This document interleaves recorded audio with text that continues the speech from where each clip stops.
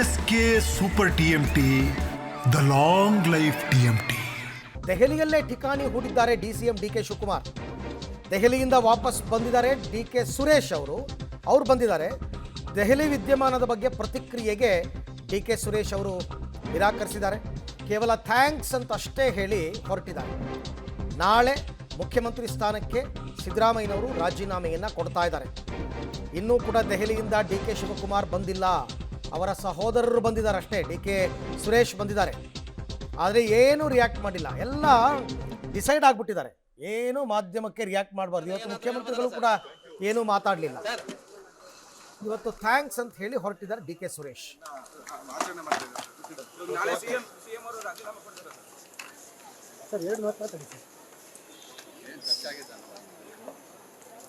Sir Delhi ವಿಚಾರ ಏನಾದರೂ ಹೇಳ್ಬೋದಲ್ಲ? ಬೇರೆ ಚರ್ಚೆ ಸರ್ ದೆಹಲಿ ವಿಚಾರ ಏನಾದರೂ ಹೇಳ್ಬೋದಲ್ಲ ಸರ್? ಸಿಹಿ ವಿಚಾರನ ಏನಾದರೂ ಹೇಳ್ಬೋದಲ್ಲ ಸರ್? ಸರ್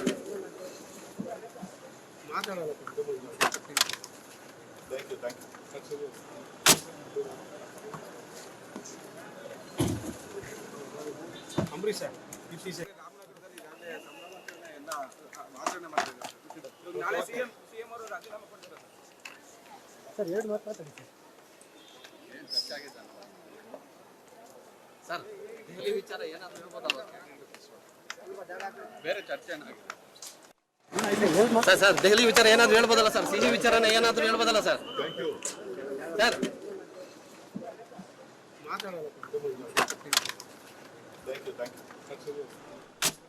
ನೋಡಿ, ಸಿದ್ದರಾಮಯ್ಯನವರು ರಾಜೀನಾಮೆ ಕೊಟ್ಟು ಶಾಸಕಾಂಗ ಪಕ್ಷದ ಸಭೆ ನಡೆದು ಅದರಲ್ಲಿ ಡಿ ಕೆ ಶಿವಕುಮಾರ್ ಶಾಸಕಾಂಗ ಪಕ್ಷದ ನಾಯಕರಾಗಿ ಆಯ್ಕೆಯಾಗಿ ಅಧಿಕೃತವಾಗೋ ತನಕ ಯಾರೂ ಮಾತಾಡಬಾರ್ದು ಅಂತ ಇನ್ಸ್ಟ್ರಕ್ಷನ್ ಇದೆ ಸ್ಟ್ರಿಕ್ಟ್ ಆಗಿ ಹೈಕಮಾಂಡಿಂದ.